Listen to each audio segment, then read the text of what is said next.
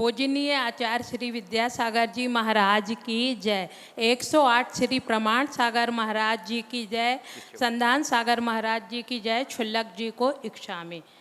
महाराज जी, मैं आपका ध्यान आकर्षित करना चाहता हूँ कि जनरेशन जो युवक युवती 25 से 35 वर्ष के आयु के हैं, यह एक ऐसा आयु समूह है जिसमें युवक युवतियाँ अच्छे पैकेज पर हैं, अधिक घंटे कार्य करने एवं इंटरनेट के युग में पैदा हुए हैं एवं इनको कंप्यूटर के सामने 10-12 घंटों तक बैठना पड़ता है। इनके पास नौकरी की अनिश्चितता, फ्री समय की उपलब्धता कम है, अतः परिवार समाज से दूर हो रहे हैं। यह ग्रुप शादी करना ही नहीं चाहता है। यदि शादी हो भी जाए तो बच्चों के बारे में उदासीन हो रहा है। अतः आपके माध्यम से मार्गदर्शन हो, जिससे इन लोगों की, समाज की, माता पिता की क्या अपेक्षा होना चाहिए, जिससे दादा दादी, नाना नानी, चाचा चाची, बुआ मामा, भाई बहन आदि के रिश्ते जिंदा रहें एवं धर्म प्रभावना बनी रहे। कृपया शंका का समाधान करें। देखिए, आपने बहुत ही गहरी और सामयिक बात रखी है। वर्तमान में जो स्थितियां बन रही है उससे उत्पन्न होने वाली तस्वीर बड़ी विकृत और घिनौनी बनेगी। समाज बिल्कुल विपरीत दिशा में जा रहा है। आज हमारे पहले तो परिवार टूट रहे थे, अब तो परिवार मिट रहा है। एक समय हम सब ने चिंता व्यक्त की संयुक्त परिवार के टूटने का, लेकिन एक कैसा विषम दौर आ गया, अब परिवार ही मिटने लगा। परिवार बनाने को लोग तैयार नहीं, परिवार बसाने के लिए लोग तैयार नहीं। पश्चिमी जीवन मूल्यों के अंधानुकरण का ये कुपरिणाम है। हमें पढ़ना लिखना, आगे बढ़ना, ऊंचे पैकेज के साथ ऊंचे ओहदे पाना, ये कतई बुरा नहीं है। बुराई तो ये है कि इन सब को पाकर खुद को भूल जाना। लोग अपने आप को भूल रहे हैं, अपने स्वरूप को भूल रहे हैं, अपने स्वभाव को खो रहे हैं। उसका एक कुपरिणाम है कि सर्वत्र मर्यादाहीनता देखने में आ रही। हमें इससे अपने आप को मुक्त करने की ज़रूरत है और इसके लिए हर बच्चे में सांस्कृतिक निष्ठा जगाने की ज़रूरत है। आज काम का प्रेशर वो तो एक है ही, लेकिन बदली हुई सोच, विवाह से दूर भागना, लिव इन जैसे कंसेप्ट पर ज़्यादा विश्वास रखना, कदाचित विवाह कर लेने के उपरांत संतानोत्पत्ति के प्रति रुचि न रखना, ये बहुत ही गंभीर चिंता का विषय है।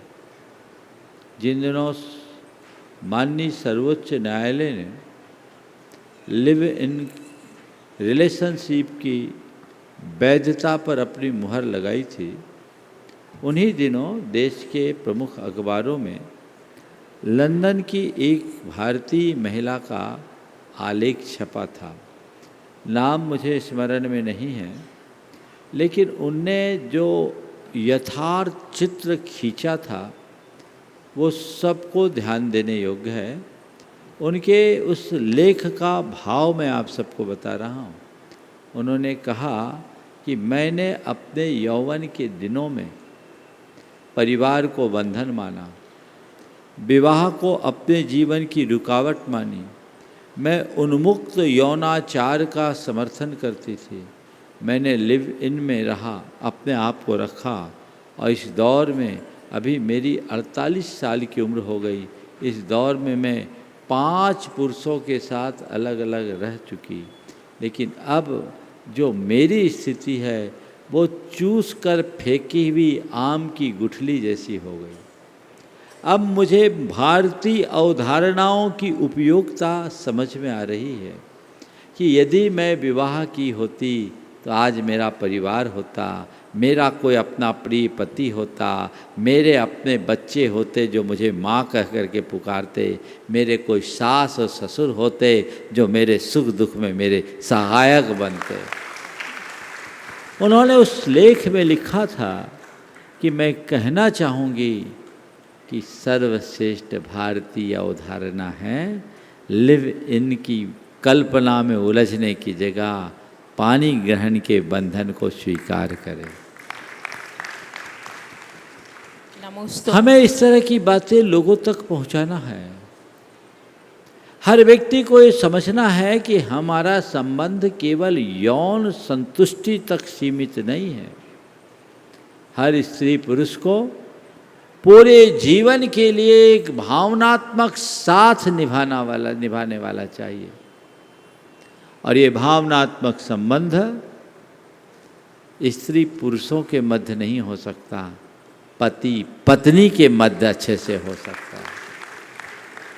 ये बात अच्छे से हृदय में बिठाए।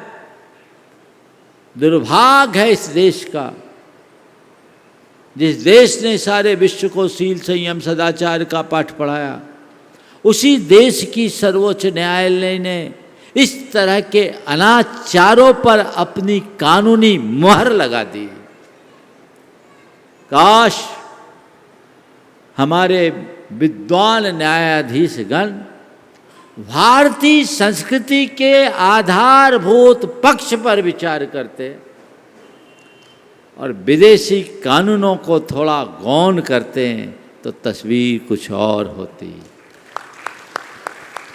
ये देश के तासीर के अनुकूल नहीं है।